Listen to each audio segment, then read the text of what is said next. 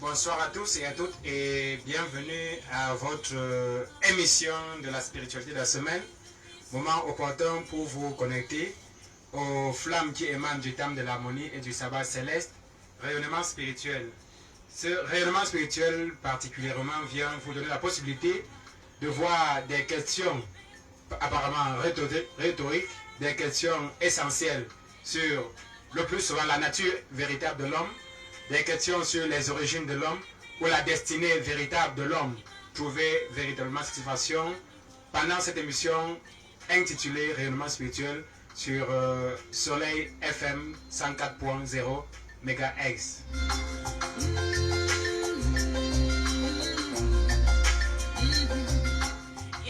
Rayonnement spirituel vient ce soir pour sa première sortie de la semaine avec ses 4 temps forts que vous connaissez fort bien, à savoir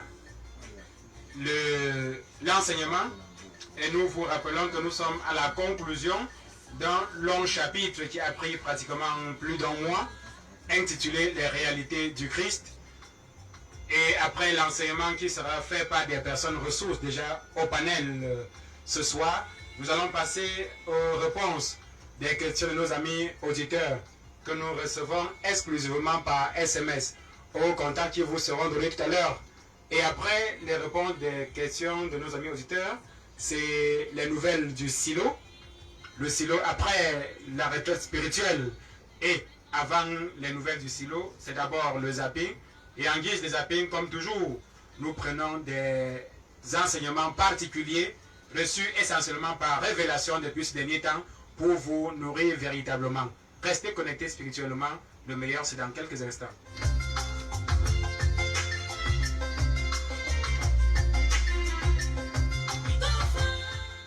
Nous revenons sur le panel cette fois-ci pour introduire de manière particulière tous les panélistes qui sont déjà presque au complet. Mais avant cela, nous saluons avec beaucoup de modestie l'apôtre Jean d'Or, lui qui est le guide spirituel du silo, lui qui pilote de main de maître cette émission intitulée Rayonnement spirituel.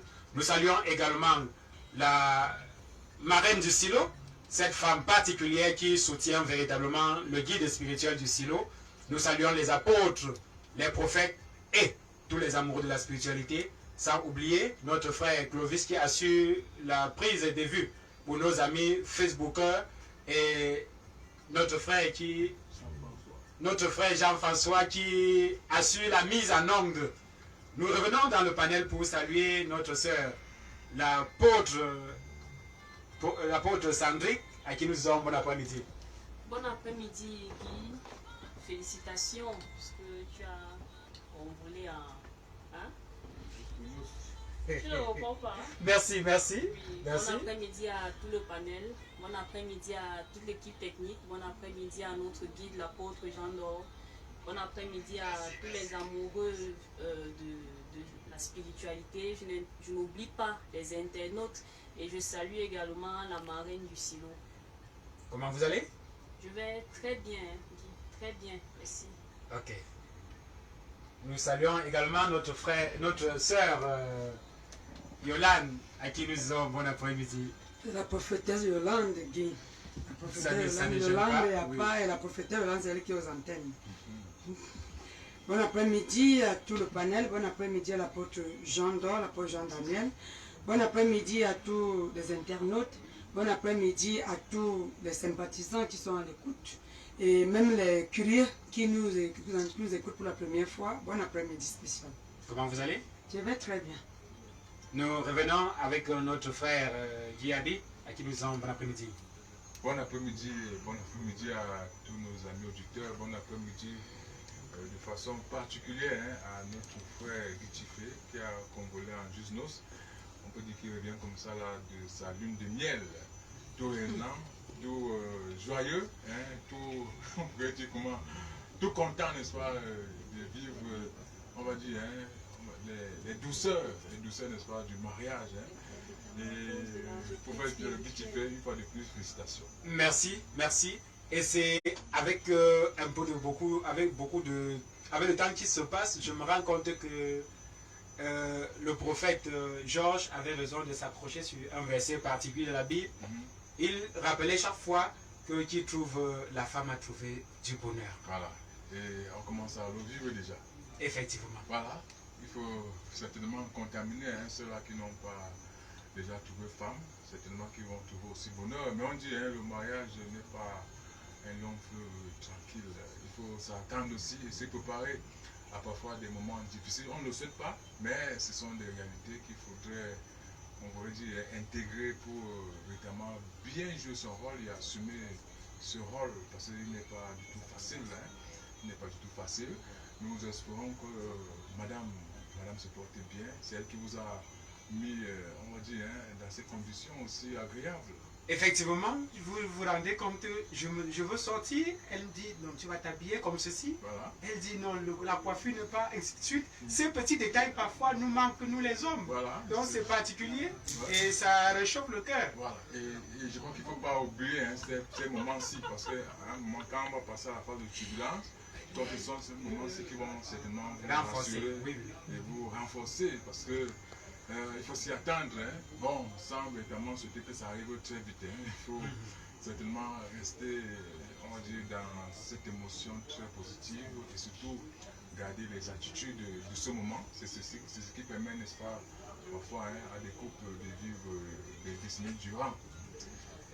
Ceci dit, nous rappelons à nos amis auditeurs, vos préoccupations, vous les envoyez par SMS, essentiellement par SMS au contact téléphonique suivant le 679 24 26 99 ou le 693 60 50 14. Nous rappelons également que ce programme est une production du Centre initiatique, le livre ouvert que dirige Maître Kam Jean Roustan, dit apôtre Jean Dors, le guide spirituel du Silo, qui est à l'écoute en ce moment, et c'est tellement qu'il nous pompe beaucoup de lumière, beaucoup de rayonnement, n'est-ce pas, pour que l'œuvre, n'est-ce pas, aille aussi loin que possible. Même ceux qui ne sont pas à l'écoute, qui ne sont pas connectés, sont certainement touchés, n'est-ce pas, par ces rayonnements. On va rapidement revenir donc sur le plateau pour embrayer avec notre première articulation, c'est le zapping. Il y a un guide de zapping ces derniers temps. Nous prenons des thèmes révélés, des thèmes certainement, qu'on pourrait dire, que chacun pourra, comment on peut dire ça, intégrer pour véritablement être dans le sillage, n'est-ce pas, de ces flammes qui descendent. Voilà. Prophétesse Yolande, vous avez donc le texte avec vous. Vous pouvez le lire. Nous sommes sur la prophétie. Prophétesse. La prophétie, Yaoundé, en tout cas, ce n'est pas nécessaire. La prophétie est une disposition de la réalité de Christ en nous. Elle est neutre. Elle est vertu dans l'absolu. Son véritable but, c'est de réparer et non détruire. La prophétie est l'une des décompositions du Saint-Esprit en nous. La prophétie est l'art au sens de Dieu. L'art dans la manière de transmettre le message. L'art dans le choix du lieu de la transmission du dit message. La prophétie est une disposition particulière, mais est surtout sage. La prophétie reste et demeure neutre car le Saint-Esprit est neutre. Elle sait se manifester en ceux qui sont disposés en tout temps, en tout lieu, mais ne se transmet que lorsque cela est nécessaire. La prophétie ne s'enfle pas d'orgueil. Le Saint-Esprit, selon notre sensibilité, nous donne de recevoir afin de nous édifier. La prophétie avec le Saint-Esprit est précise et concise. La prophétie recodifie celui qui la reçoit en vue de toujours être en contact permanent avec lui. La prophétie n'intervient que lorsque cela est nécessaire et non pour faire preuve de mégalomanie. La prophétie n'a pas d'âge ni de sexe, encore moins de classe sociale. Lorsque tu causes avec ces éléments de manière vraie et sincère, tu perçois une lumière qui te particularise au fond de ton âme. La prophétie n'a pas d'heure précise. Le véritable prophète parle avec tout ce qui existe en fonction de la nécessité. La prophétie est un début de thérapie. Le Saint-Esprit est le médecin par excellence à tous les niveaux de notre existence. Voilà. Le Cadiz en 2 minutes. À tous les niveaux de notre existence. Prophétesse Sandrick, vous recevez beaucoup, on va dire, à profusion les thèmes révélés par les cieux, révélés par les êtres célestes. Alors, lorsqu'on parle de prophétie, ceci notamment est une sorte de feuille de route de la prophétie, on pourrait le dire. Oui, en effet, c'est une sorte de feuille de route, une sorte de mécanisme qui... Les mécanismes sont mis en place pour qu'on comprenne véritablement à quoi est-ce que cela renvoie. Parce que certains ne perçoivent pas bien la nécessité de faire preuve de beaucoup de retenue lorsqu'on est confronté à ce type de réalité. C'est-à-dire que quand tu dois donner une prophétie, il y a un certain nombre de prérequis qui devraient être mis en avant. Et tant que ces prérequis ne sont pas mis en avant, on aura l'impression qu'au lieu de réparer, tu es plutôt là pour détruire. Tu vois un peu. Donc il faudrait à la base avoir ces notions-là, et lorsqu'on les intègre avec son être, avec son moi, on fait donc preuve d'unicité avec un. C'est-à-dire qu'avec, on fait preuve d'unicité avec l'être céleste, ou alors le Saint-Esprit, ou alors l'autre Seigneur Jésus-Christ. Et à ce moment-là, à tout moment, lorsqu'il y a un message à te passer, dès que tu es disposé, tu reçois le message et tu sais comment transmettre le message. Ou parfois, tu peux même recevoir le message, tu ne le transmets pas, tu agis à l'instant T en vue d'un résultat. Et tôt ou tard, tu auras les manifestations de tes actions. Très bien. Prophète Gitifé, Oui. alors parler de prophétie, c'est parler, n'est-ce pas, de l'art des prophètes. Effectivement. C'est leur art par prédilection. Effectivement, c'est un art véritable et j'aime lorsqu'on met l'accent sur le réel de l'art, car c'est lui qui se couche et voit quelque chose qui arrive demain, parfois par aberration, on lui dit de lui qu'il est prophète, ou bien c'est lui qui a un œil spirituel ouvert, dit qu'il est prophète, ou bien encore c'est lui qui a une oreille spirituelle qui est ouverte, dit qu'il est prophète. Mais est-ce que c'est de ça qu'il est question quand on parle de la prophétie? Non. Avant tout, la prophétie, c'est le prophète exerce premièrement un ministère particulier. Et qui parle de ministère, parle d'un certain nombre de prérequis, de postulats qui l'amènent à exercer une force, à exercer une réalité qu'il porte véritablement en lui. Prophétesse Yolande, Oui. alors parler de prophétie, c'est parler d'une flamme particulière. Parler de prophétie, c'est exprimer une flamme particulière. Parce que si on dit qu'on parle de la flamme, c'est autre chose. Mais lorsqu'on l'exprime, c'est encore autre chose. Donc c'est exprimer une flamme particulière, c'est pas lui donner à n'importe qui aussi. Parce que on ne peut pas être prophète, c'est pas cela qu'un matin on dit qu'on est prophète. On ne se proclame pas prophète. Et pourquoi l'expression? Parce que il y a ce qui est inné en l'homme, c'est là qu'on parle d'expression. Parce que tu exprimes ce que tu y ressens à l'intérieur de toi. Donc tu exprimes l'envie de dire, l'envie de faire, l'envie d'agir. Donc les trois étapes-là sont obligatoires pour la prophétie. Maintenant, donc, avant, il y a donc le tamis. Le tamis, pourquoi? C'est à ce moment-là que l'intelligence et la sagesse interviennent. Parce que si on n'a pas la sagesse et l'intelligence, on sera beau prophète, mais on ne va pas exprimer réellement sa nature de prophète. On va se créer beaucoup d'ennuis. C'est pour ça qu'on verra dans notre société des prophètes qu'on appelle les prophètes de malheur. On les appelle ainsi, pas parce qu'ils sont des êtres humains en tant que tels, mais c'est les actes qu'ils posent au quotidien qui leur donnent ces qualificatifs. Parce que lorsque on dit des choses pour exciter la colère, pour exciter la peur, pour exciter, je sais pas, la dépression, c'est tout sauf la prophétie. C'est-à-dire que si le prophète décrit une situation, on va dire, douloureuse, c'est un prophète de malheur?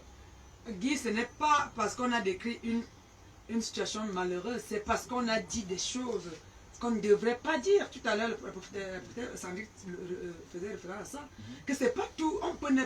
Parce que lorsqu'on est prophète, on doit être amour. Quand on est amour, il y a des choses qu'on ne peut pas dire parce qu'on sait déjà avec le Saint-Esprit que si on dit ceci, ça va mal tourner. On va prendre un exemple. Moi, j'aime travailler avec les exemples. Si on disait à quelqu'un que l'homme, tu vois là, tu portes 300 sorcelleries. et que tu es un gros sorcier, tu manges trop de gens, mais si peut-être c'est vrai, mettez-vous un peu à la place de cette personne, comment va-t-elle se sentir, Guy?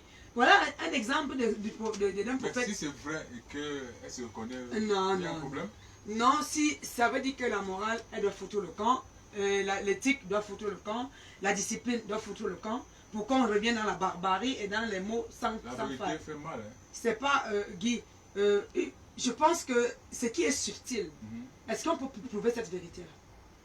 Est-ce qu'on peut la prouver de façon palpable? C'est-à-dire, bon, si on dit de quelqu'un qui a 300... Nous parlons des choses irréelles. Justement, si on parle dans des choses irréelles, il faut qu'on soit sage et intelligent. Il y a la logique de l'irréel. Il y a donc une logique dans chaque chose. C'est-à-dire que le sorcier qui Ce qui est palpable, on n'a pas besoin de camoufler. Le sorcier qui a 300 sorcelleries, comme vous le dites, il sait de quoi il est question. Il sait de quoi il est question, mais alors, ce ne doit pas être, ce sont des choses subtiles. Est-ce qu'il les a, et tout le monde le sait, au vu de tout le monde.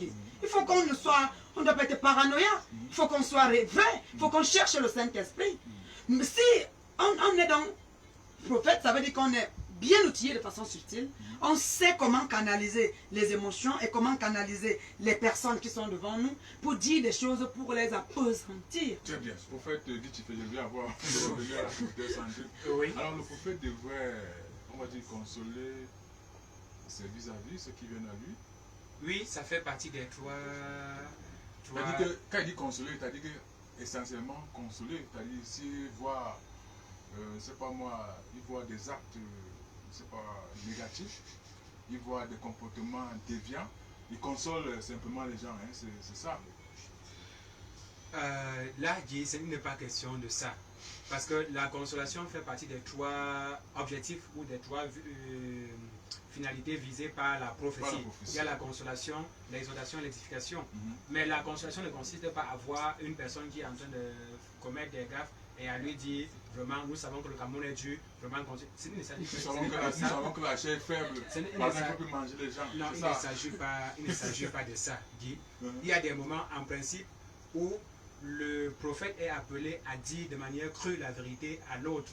Ça va la blesser, mais il y a des moments comme ça. Imagine une personne que Dieu a eu à mettre, comment on appelle ça, donc à prévenir plusieurs fois et qui fait la tue-tête, à mettre en garde plusieurs fois, il fait la tue-tête. Il y a des moments où Dieu va l'exposer un jour, d'une manière ou d'une autre. Et parfois, si Dieu vous dit, dis-lui telle chose, même si c'est en public, dit. Si Dieu vous amène à humilier une personne, c'est trop rare. C'est trop rare. Mais il faut donc savoir c'est très rare. Mais s'il arrive à le faire, c'est que il a utilisé toutes les méthodes possibles. Parce que je me rappelle le jour où il m'a amené à dire, m'a amené à voir un aspect un jour. Il m'a posé une question très subtile, mais lorsque j'ai analysé, j'ai compris qu'il y avait beaucoup de profondeur dans ça. Il m'a dit, pourquoi est-ce que tous les hommes ne sont pas vrais? Là, il fallait... C'est avec beaucoup de recul qu'on s'est rendu compte que Dieu là, il est très poli. Donc, il ne s'agit pas de voir des actes mauvais des hommes et de camoufler sous prétexte qu'on parlait des gens déviants. Vous rappelez-vous cela du prophète Samuel qui face au roi David ménage sa prophétie avant de la présenter au roi David. Sinon, il pourrait payer de sa vie. Effectivement, effectivement. Il y a des personnes, toute personne a une forme de faiblesse. Et le Saint-Esprit qui anime la réalité même de la flamme de la prophétie en nous, connaît les faiblesses de quiconque, connaît l'astuce ou l'angle par lequel il va vous toucher pour que ce qu'on vous dit ne vous choque pas. Au contraire, vous met dans un sentiment de remords, dans un sentiment parfois de culpabilité, pour que vous puissiez vous ressaisir pour recevoir ce qui va avec. Parce qu'en principe, ce n'est pas le fait de dire oui, hier vous avez fait telle chose qui importe au Saint-Esprit, mais c'est vous amener à être dans un état parfois de culpabilité pour qu'il saisisse, pour vous toucher et permettre que cela soit écarté. Très bien. Prophétesse Sandrine, alors finalement le prophète est nanti d'une certaine intelligence, d'une certaine sagesse pour présenter sa prophétie. Puisqu'il y a, je crois que c'est la 7e ligne ici, on dit là, dans le choix du lieu de la transmission du message. Ça veut dire que on ne va pas le faire n'importe comment, hein. Sinon, si ça ne peut pas blesser, ça peut être un risque pour le prophète lui-même. Lui dit, en effet, avec le Saint-Esprit, les choses sont bien agencées, les choses sont ordonnées, parce que plus bas, je crois, il est dit qu'il ne fait pas preuve de mégalomanie. Tu vois un peu. Non seulement la prophétie en elle-même est sage, Mais en plus, le Saint-Esprit te donne une sorte de canalisation. De telle sorte que ce que tu auras à dire, que ce soit dans le but d'édifier, tu vois, non seulement ça édifie, tu vas également trouver des mots pour pouvoir reconforter les personnes ou alors la personne qui sera en situation. Et par la suite, il y aura donc une sorte de thérapie. Parce que la prophétie est un début de. C'est un début de thérapie. Mais le Saint-Esprit, ou alors en fait la cour céleste, est le médecin par excellence. C'est-à-dire qu'en fonction de la situation, on te révèle. Et quand on te révèle, lorsque le prophète agit, c'est pour que tu saches qu'il y a déjà une piste de solution à côté. Alors, je pose la question autrement. Bon, une autre question dans tous les cas. Alors, est-ce que le prophète doit rendre compte à un individu? C'est-à-dire que s'il est dans une assemblée, en tant que prophète, dans cette assemblée, il peut se sentir prophète et dire tout ce qu'il voit, tout ce qu'il entend, dans le sens même de la prophétie, sans tenir compte, n'est-ce pas, c'est pas moi, du responsable des lieux. C'est possible? C'est pas possible. Non, oui. La prophétie en elle-même. Puisque si on relit le texte, on se rend compte que c'est soit le Saint-Esprit, soit Jésus-Christ, soit Dieu qui inspire la personne. Oui. Alors il doit toujours se référer d'abord à son aîné dans le groupe avant de parler. Non. Okay. Non. Dans la mesure où la prophétie en elle-même, elle est sage. On peut te montrer un certain nombre de choses, pas forcément pour que tu les dévoiles à l'instant T. Tu vois un peu. On peut te montrer et on a besoin que tu agisses à l'instant T. Et maintenant, plus tard, parce qu'il y a la notion de l'instant, il faut tenir compte des sensibilités de toutes les personnes qui sont par exemple dans la salle, puisque là tu as ça demande alors, on va dire, une sagesse assez profonde. Puisque je t'ai dit tout à l'heure que la prophétie en elle-même est sage. C'est pas un mot qu'il faut prendre avec beaucoup de légèreté. Oui. Tu sais ce que c'est qu'un sage.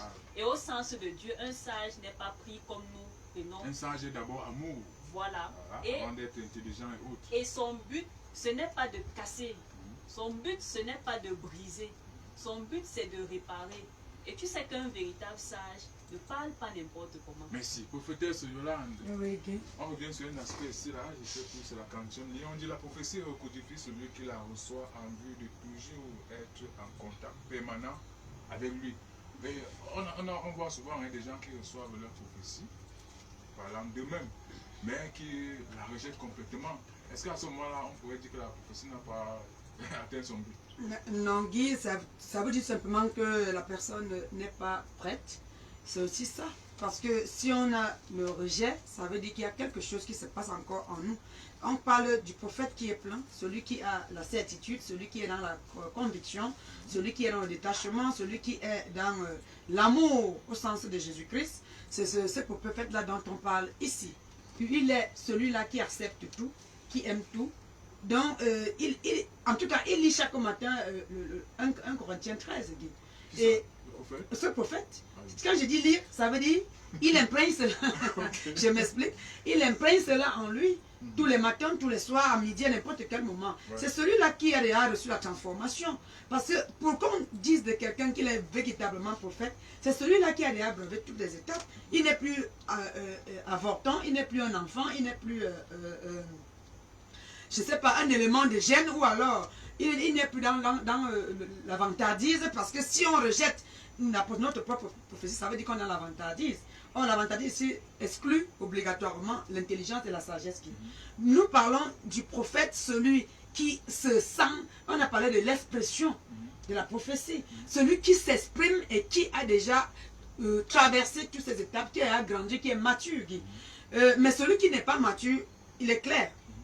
On le reconnaît par les actes qu'il va poser. Et c'est pour ça qu'il ne faut même pas juger. On n'a qu'à regarder ce que quelqu'un fait pour comprendre son niveau spirituel. Merci. Prophète Guitiflé, oui. La deuxième et la troisième, ils disent la prophétie est neutre, la prophétie est vertu dans l'absolu. Alors, on voit parfois des prophètes qui disent leur prophétie pour détruire, pour nuire. À ce moment-là, est-ce que on garde toujours son titre de prophète, puisque on a retrouvé ici là que c'est évidemment une notion particulière. Alors, avoir cette vertu-là, on peut risquer d'être brûlé par les cieux en tant que prophète, soit même si on n'est pas dans, on va dire, la conformité de cette onction, de cette vertu. Non, pas du tout, Guy. Le prophète reçoit de Dieu une onction particulière pour un acte particulier.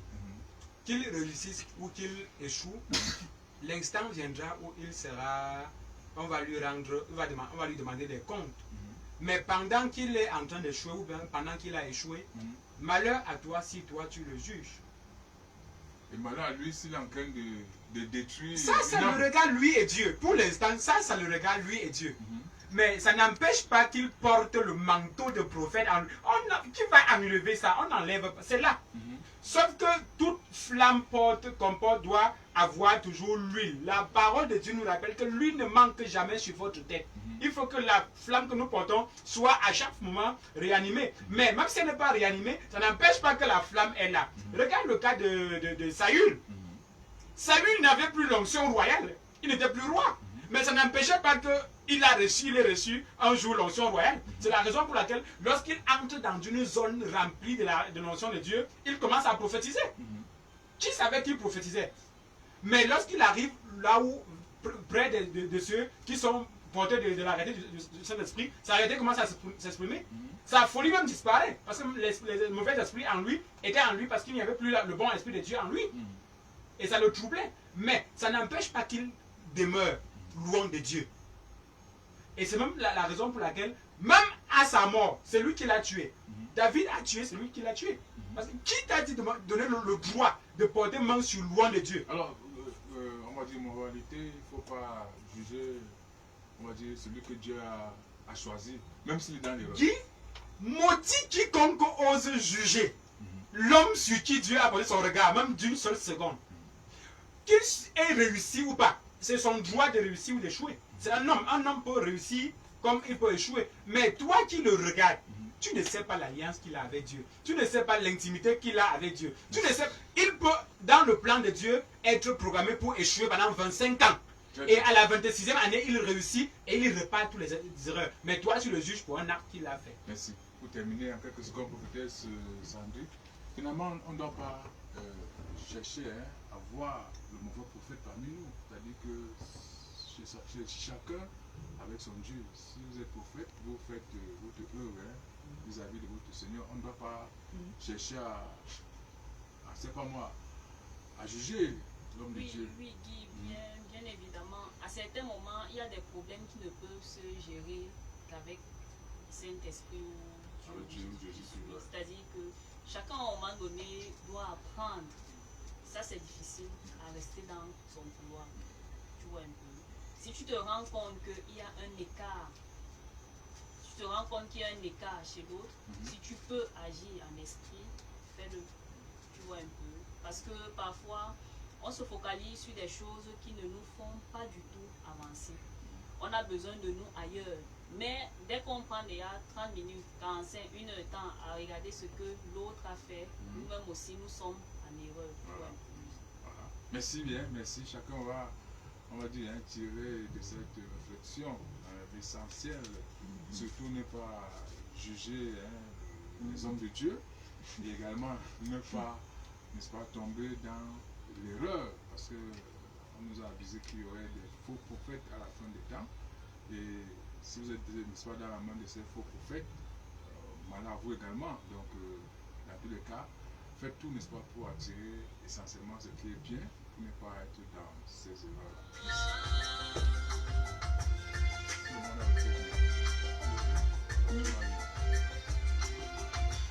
Voilà, nous revenons à l'antenne après ce moment de réflexion en guise de zapping. C'est avec nos prophétesses et prophètes.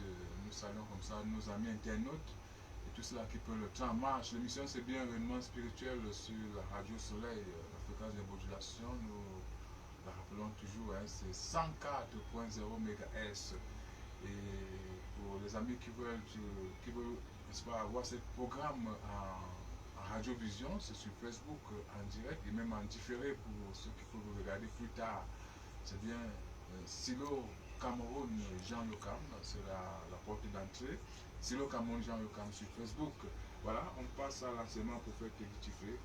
Et nous rappelons que nous sommes à la conclusion du grand chapitre intitulé « Les réalités du Christ ».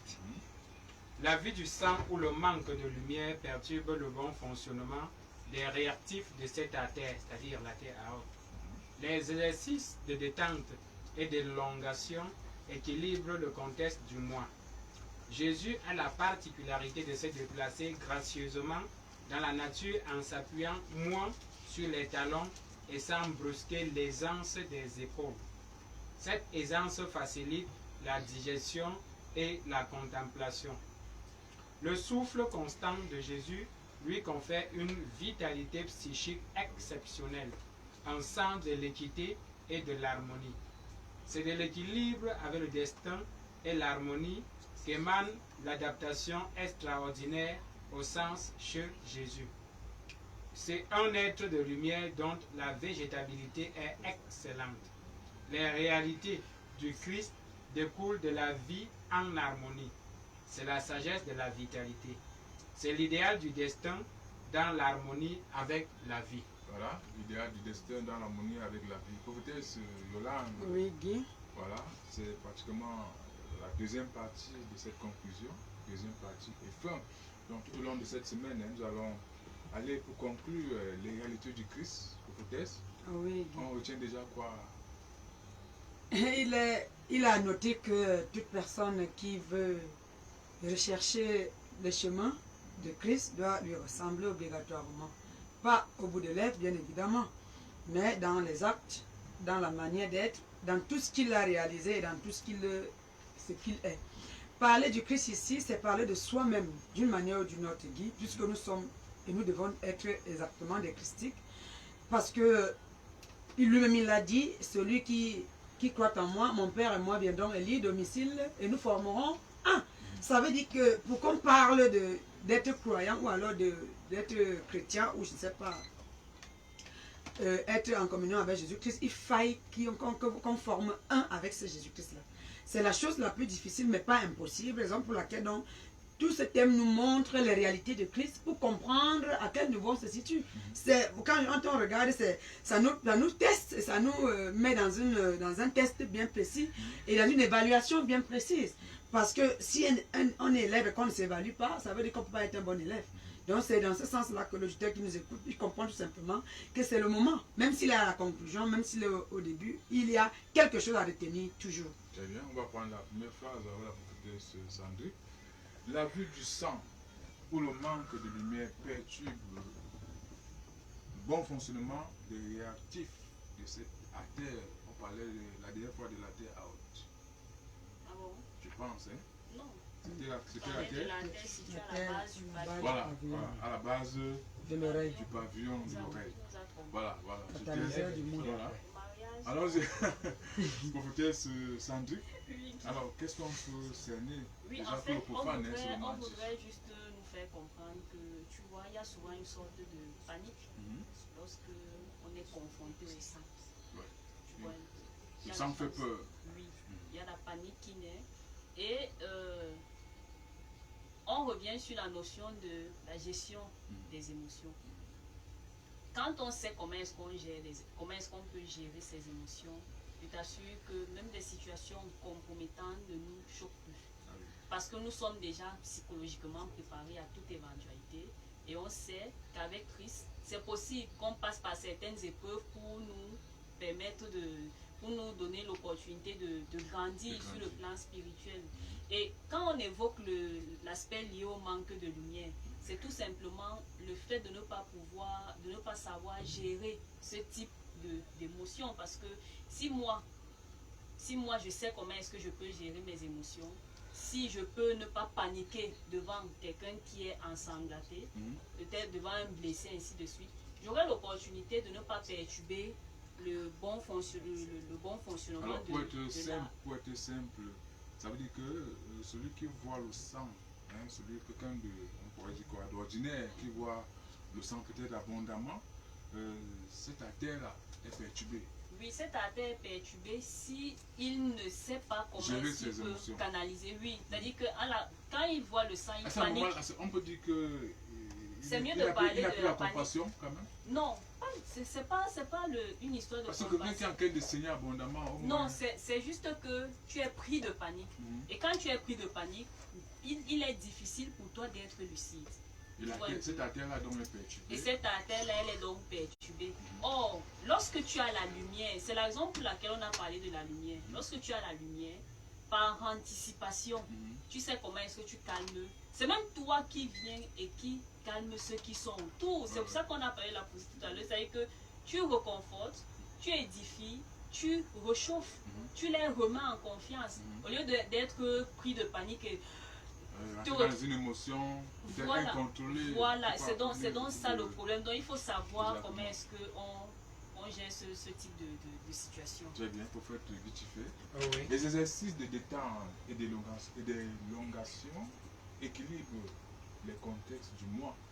Là, c'est suite à la vue du sang, hein, pour l'homme simple qui à un moment donné ne sait pas comment faire. Est-ce que ces exercices donc, de détente et d'élongation, ce qu'on appelle encore les étirements, permettent au moins de mieux gérer ces émotions-là? Oui, oui, et oui, parce que ce n'est pas seulement la panique qui également est suscitée lors de la vue du sang. Vous allez vous rendre compte que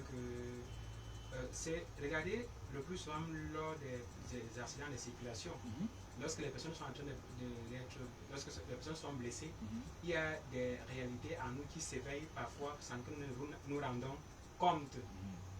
Ceux qui ont la petite bouteillette au niveau de la rate s'éveillent sans se rendre compte. Ah bon? Ils sortent sans se rendre compte. Oui.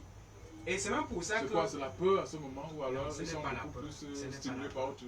Ce n'est pas Parce la qu'ils peur. voient. Le sang réveille cette bêtise ou bien cette chose qu'il y a sur leur rate. Et ce n'est pas seulement lors des accidents. Même lorsque les femmes sont sur la table d'accouchement, quand il y a rupture de la poche des os, il y a également coulement de sang, il y a saignement. Ça réveille également la même chose. Et tu vas te rendre compte que les mêmes personnes, ces personnes C'est parfois... pour ceux donc qui ont le vampire, comme on dit. Plusieurs hommes ne savent même pas qu'ils sont qui. Et ils font comment? Quand ça se passe, ça c'est pour que... C'est la raison pour laquelle les accouchements difficiles, essaie de voir, la plupart du temps, ils sont des premiers pas. Les personnes qui souffrent suffisamment, ou bien qui ont des problèmes, le plus souvent, sur 10 cas de monnaie dans le ventre, essayez de voir, il y a au moins 8 qui sont des premiers pas. Parmi les 8, beaucoup sont inconscients de leur réalité. Et lorsqu'on se rend compte, on canalise le deuxième accouchement, ils accouchent sans problème. Donc il était juste question de voir dans quelle mesure régler la vue du sang. Alors, ces exercices de détente et d'élongation, il faut vraiment les pratiquer. Il faut donc savoir comment faire. Oui, il faut savoir comment faire. Et là, sauf que ceci, ça va plus loin parce qu'on amène tout simplement également l'auditeur à se rendre compte que même le sport, parce que là, il s'agit du sport. Alors, finalement, je pose la question du profane. Oui. Est-ce que c'est une sorte de yoga? Si ce n'est pas yoga même. Disons tout simplement le sport. Le sport. Parce que mettant encore en disant yoga, ça va encore les amener à acheter les dictionnaires et beaucoup n'ont pas encore le dictionnaire. Très bien. Pour de là, on revient, c'est le 4e point. Jésus a la particularité de se déplacer gracieusement dans la nature en appuyant moins sur les talons et sans bousquer les anses des épaules. Je veux bien comprendre ce qui se passe là. Guy, ça m'a... Quand j'ai lu ce paragraphe, j'ai dit waouh, je comprends pourquoi le guide marche sans faire de bruit. C'était ma curiosité. J'ai dit, parce qu'effectivement, quand on est là, on se surprend seulement en train de voir le guide quand il passe. Pas de bruit, il n'y a pas de... Il y a une froideur, c'est comme si il ne marchait pas sur la terre, c'est comme s'il était en suspension. On voit bien, mais il ne marche pas. Je suis vraiment d'accord avec toi, Guy, parce que quand j'essaie de voir, ça veut dire qu'effectivement, quand on va regarder, il y a déjà quelque chose qui se passe dans la démarche de quelqu'un qui a atteint le fluide de l'esprit total. Il n'y a plus la mauvaise agitation. Parce que lorsqu'on tape les talons au sol profondément, les épaules en subissent le coup. Et même ceux qui poussent un peu les recherches, ils disent que lorsque vous marchez avec les talons, à un moment donné, vous vous sentez beaucoup plus mal au Ici, niveau de la nuque. Ah oui, Ouais, c'est vrai, puisque moi, je m'y connais. Il faut apprendre à marcher. Oui, ça veut dire qu'il faut apprendre à marcher. Et même la respiration change. Parce que vous marchez de cette Ça, manière. c'est automatique. C'est qu'il y a des petites choses qui se passent, mais parce qu'on n'est pas curieux, on ne constate pas là sur le champ. Maintenant, voyons dans le côté spirituel, de quelle marche s'agit-il dans la nature, Guy? C'est pas, ça veut dire que le Christ, il est omniprésent, omnipotent, Il marche omniscient. partout là dans la nature. Mais ce n'est pas la marche en tant qu'ordinaire, bien que la marche ordinaire pour le vrai spirituel a une impactation. Une Hein. démarche, hein, Ah une oui, marche, ah oui. ça passe. Mais ici, il y a quelque chose qui se passe lorsqu'on est Christ. Lorsqu'on est de Christ, on est différent. Parce que on est dans la foule, on ne se fait pas identifier soi-même, mais on sera identifié. On est, je ne sais pas, dans un coin, peut-être on peut dire même reculer, mais on est identifié. Donc, voyons ce paragraphe dans ces deux volets-là, pour mieux comprendre. Le Dieu qui nous écoute aujourd'hui comprendre que il arrivera un moment dans sa vie, ou alors il arrive un moment dans sa vie où il sent qu'à l'instant T, je suis entouré de Christ, je suis entouré du Saint-Esprit, je suis enterré de la lumière, il y a un je ne sais quoi. Et quand on parle un peu de la détente et de l'élongation, il est normal que de temps en temps en journée, qu'on s'allonge sans chercher, sans rien faire, Guy. Sans rien faire. Pour se détendre ici, ce n'est pas peut-être pour aller boire un pot, je ne sais pas où. On s'allonge tout simplement.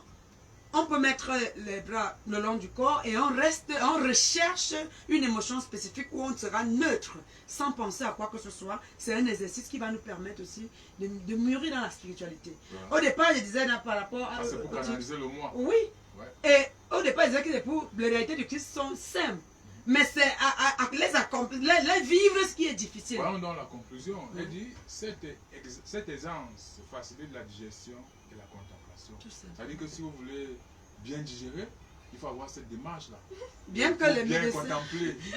Hein? Bien que ça n'entre pas en conclusion avec la conclusion des médecins, puisqu'ils disent que lorsqu'on finit de manger, on ne doit pas se coucher là. Ça veut dire que c'est autre chose. Moi, je veux voir ça comme la digestion au sens propre, mais je crains fort que ce ne soit pas ça, Guy. La digestion ici, c'est quoi? C'est de déguster les énergies qui viennent à nous. Quand on est allongé... Mais lorsqu'on mange, c'est pour avoir les mais énergies. on mange les énergies, Guy. Ah, oui. On mange la nourriture ordinaire et on mange aussi les énergies. Donc il faut que l'auditeur qui nous écoute comprenne que ça peut paraître banal, mais s'il essaye... on va donc apprendre à faire comme ça. Hein. Ce n'est pas à tout le monde de l'apprendre, Guy.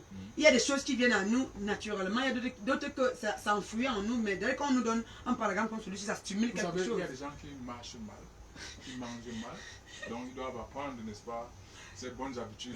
Déjà ici, lorsqu'on a déjà pris ces habitudes, même lorsqu'on est face à un plat de nourriture qui ne va pas nous aider, notre organisme va refuser. Très bien. Prophétesse Sandrick, c'est le 5e point. Le souffle constant de Jésus lui confère une vitalité psychique exceptionnelle, un sens de l'équité et de l'harmonie. Ça, c'est ce souffle qui donne toutes ces possibilités-là. Oui, et prenons souffle comme esprit. Ça, c'est vrai. Prenons souffle comme esprit. Et on entend par là que son esprit lui donne de manière perpétuelle d'être en action. Parce que qui dit vitalité parle de vie. Dans la vie, dans la vitalité, il y a les actions qui sont menées. Et étant dans cette action-là, il lui est impossible de faire corps avec le péché. D'où l'équité qui est évoquée ici. Et pour qu'il y ait des résultats, il faut qu'il soit en harmonie. En harmonie forcément avec lui d'abord, avec lui-même. Oui, je parle de notre Seigneur Jésus-Christ. C'est de lui dont on parle. Parce que nous devons imiter. Oui. C'est pour ça qu'il dit qu'en harmonie avec soi-même d'abord. D'abord, ensuite tu le seras avec les autres. Tu vois un peu. Parce que si tu n'es pas en harmonie avec toi-même, il te sera difficile de pouvoir l'être envers les autres. Alors le problème de gestion des émotions revient. C'est-à-dire que gérer ses émotions, c'est d'ailleurs avec soi-même d'abord. Oui, c'est d'abord avec soi-même. Et que tu arrives à un stade où même si quelqu'un vient... perturber cette quiétude-là. Non, c'est-à-dire que même si quelqu'un vient dans le but de te piétiner... C'est déjà le pas de piétiner. Oui, il n'y a pas de souci. C'est pas grave qui passe. Tu vois un peu. C'est-à-dire que il y aura toujours des petites attaques qui surviendront dans le but de te tester. parce que tu voudrais atteindre ce seuil-là. On peut comprendre pourquoi certains grands initiés, comme les Gandhi et autres, ont enseigné la non-violence. La non-violence, oui. C'est-à-dire que c'était des prophètes. Ce n'est pas l'art des hommes ordinaires. C'est un peu difficile. C'était des prophètes, mais c'est vrai qu'à leur époque, on ne parlait pas de prophètes à temps plein, tu vois un peu. Mais ils ont marqué leur temps. Ils ont marqué leur temps et leurs œuvres sont palpables. C'est-à-dire que d'une manière ou d'une autre, la nature saura toujours comment réparer ou alors comment remettre chacun à sa place. Mais on doit tenir compte du fait que la nature elle-même ou l'univers a ses codes. Et il faut épouser ces codes-là pour pouvoir être véritablement en harmonie comme notre Seigneur. Alors pour épouser ces codes, il faut les connaître. Oui, mais c'est de ça dont on parle tout le temps. On ne peut pas les connaître en un claquement de doigts. Parce que même quand on parle des applications au silo, il faut qu'on teste. Il faut qu'une multitude de personnes testent également ces applications-là et qu'on les adopte. C'est pour ça que moi j'aime parler beaucoup de recherche. Ceux qui sont dans le domaine spirituel doivent beaucoup chercher pour découvrir, n'est-ce pas? Les thèmes sont différents, mais on converge toujours vers la même réalité. Très bien. Prophète Guitifé, c'est de l'équilibre avec le destin et l'harmonie qu'émane l'adaptation extraordinaire au sens chez Jésus. Qu'est-ce que vous nous dites là? Oui, on nous amène tout simplement ici à nous rendre compte que si nous voulons être celui-là qui a la capacité d'avoir la réponse à toutes les questions qu'on lui pose, il faut que notre destin arrive à une forme de symbiose, arrive à trouver l'équilibre avec l'harmonie, c'est-à-dire avec Dieu. Lorsque nous sommes en phase réelle avec Dieu, face à toute forme de question, à toute forme de situation, nous aurons toujours une réponse à la portée de la main. C'est ce qui arrivait généralement avec Jésus-Christ. Car chaque fois qu'on le piégeait, même celui qui était piégé, le piégeur était surpris de se rendre compte que ses réponses à peu près parfois choquaient, ou bien étaient parfois les pièges de ceux qui les piégeaient. Voilà, prenez la dernière cette partie-là. C'est un être de lumière dont la végétabilité est excellente. Alors, qu'est-ce que ça veut dire ici? Cette végétabilité excellente. Oui, cette végétabilité, c'est cette réalité de Dieu, de Jésus-Christ, qui le connecte à la nature originelle, qui le connecte à Dieu. La nature originelle renvoie également à Dieu, car est puisant dans les éléments intrinsèques de son être. Parce que qui parle de végétabilité parle également de sa réalité, son être neuro-végétatif qui fonctionne de manière excellente. Et on a rappelé mais ici que l'être neuro-végétatif semble fonctionner de manière autonome. Ça veut dire que ce n'est plus le moi, n'est-ce pas, qui prend là où je veux les décisions de faire ou de ne pas faire. C'est là où je veux venir. Parce que lorsque ces éléments de notre être fonctionnent bien, parce que ces éléments ne fonctionnent même pas par le concours de l'homme. Sauf que l'ascension de l'homme également influence automatiquement sur leur nature, sur leur réalité. Sur le moi. Et accélère leur fonctionnement, bien qu'ils soient autonomes.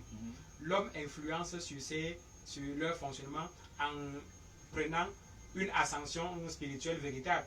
Regardons par exemple les ganglions, qui sont ces centres d'énergie qui ont la capacité de recevoir les énergies négatives et de les brûler. L'homme ne connaît pas comment ça fonctionne, mais plus il évolue spirituellement, plus ces brûleurs deviennent des flammes de feu exceptionnelles, les ganglions deviennent des flammes de feu qui non seulement happent le mal en autrui, le brûlent. Beaucoup de gens se demandent, lorsqu'on prie pour celui qui a le cancer, en principe on aspire le cancer, mais il y a des brûleurs de ganglions à nous qui récupèrent, qui brûlent et qui les jettent. Les ganglions donc, mais sont un aspect important dans l'unité de l'homme. Effectivement, ça entre dans le système neurovégétatif. Prophétesse Yola, les réalités du Christ découlent de la vie en harmonie. Oui. C'est la sagesse de la vitalité. Oui, Guy, il faut tout ce. L'harmonie est ce sans quoi rien ne pourrait être. Et quand on va voir l'harmonie, c'est tellement vaste. C'est une grande école, Guy. C'est une très grande école où il y a une jonction de tout type je peux dire de champs lexicaux en rapport avec l'amour. Parce que lorsque, en ma langue maternelle, l'harmonie a un nom qui explique en profondeur ce que c'est. C'est quoi? On appelle ça Ewore. C'est-à-dire ce sans quoi les êtres humains ne pourront pas se communiquer. Merci. Prophétesse Sandrine, pour terminer, le temps nous tient à la gorge. C'est l'idéal du destin dans l'harmonie avec la vie. Oui. L'idéal du destin dans l'harmonie Oui, avec la en vie. effet, tout réside dans l'harmonie. Pour que nous puissions nous réaliser, pour que nous puissions marquer notre temps, tout réside dans l'harmonie. Et tu sais que chacun d'entre nous a son destin. Et pour qu'il puisse véritablement jouer le rôle qui lui a été assigné, s'il a dit que tu seras un excellent médecin, s'il a dit que tu seras un excellent homme d'affaires, tout réside dans l'harmonie. On peut compter avec les accidents de parcours. Oui, on peut compter. Et on revient encore sur la notion de la gestion des émotions, oui, parce que tout se passe. Tu vois, le sorcier, quand lui doit recevoir, ou les hommes de l'autre côté là, il se prépare. Ça veut dire que la préparation est d'abord psychologique avant d'être physique. Mais maintenant, nous, on n'a pas encore compris cela. Pour qu'un véritable spirituel ait l'opportunité d'évoluer, il faut qu'il y ait une préparation psychologique. Merci bien.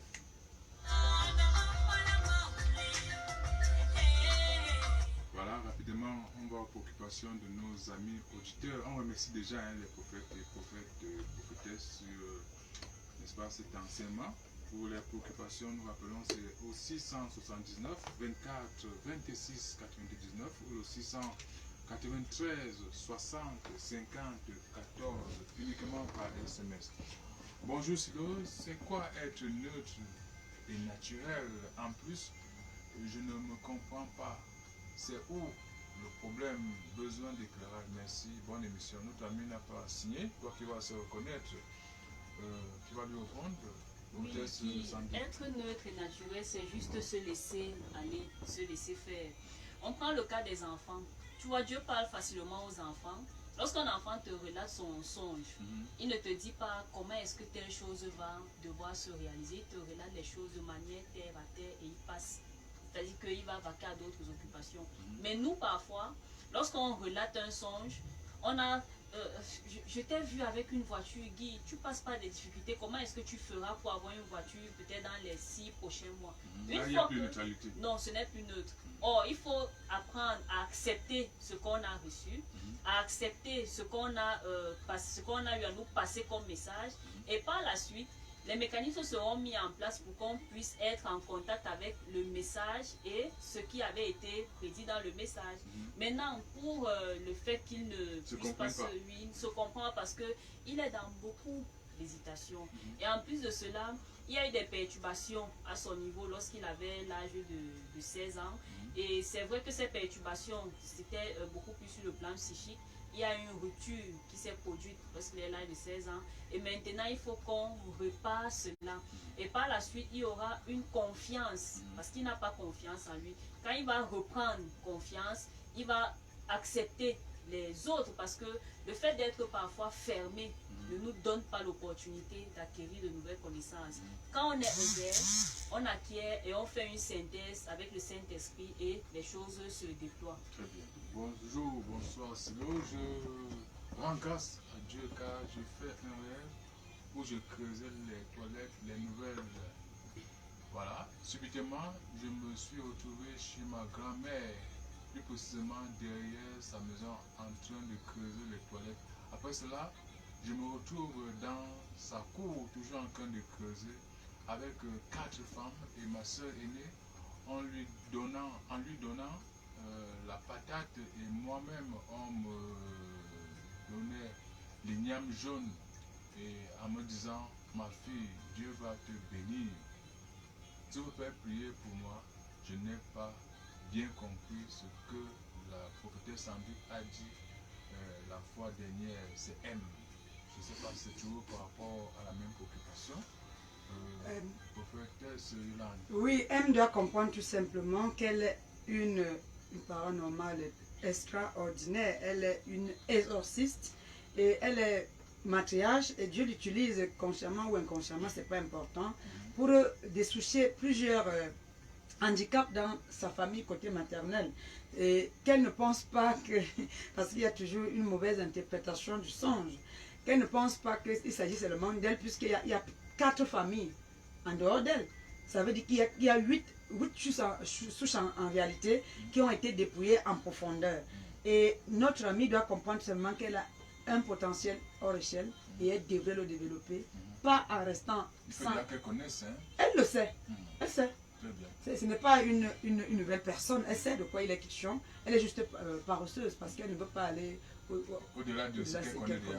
Oui. Bien. Comme l'a demandé dans la prière, on va Rapidement, que la réalité de notre Seigneur Jésus-Christ se manifeste dans sa vie en bas et bien pour qu'elle sorte de l'embrigadement et qu'on détache en elle toutes ces chaînes de l'embrigadement pour qu'elle s'élève pour rechercher sa vraie identité spirituelle. Merci et amen. Bonsoir, j'ai une situation qui me rend un peu confus. S'il vous plaît, j'aimerais que vous me disiez, selon le Saint-Esprit, entre B et E, qui parmi les deux est de tout cœur avec moi? Qui est vraiment mieux parmi ces deux filles pour avancer dans cette relation, pour mieux cheminer? J'ai observé, mais je n'arrive pas à comprendre. C'est M, au fait, qui fait. En quelques secondes, hein? Oui, nous conseillons à notre ami de venir pour une consultation approfondie pour qu'on essaye d'évaluer, à proprement parler, non seulement de la compatibilité, mais de leur sens dans l'avenir. Merci, amen. Amen. Bonsoir, s'il vous plaît, une prière pour mon projet de recyclage, pour que je retombe sur une bonne personne et prier pour ma stabilité sentimentale et mon tenue spirituelle. C'est C. Prophétesse Sandrine. On va lire rapidement.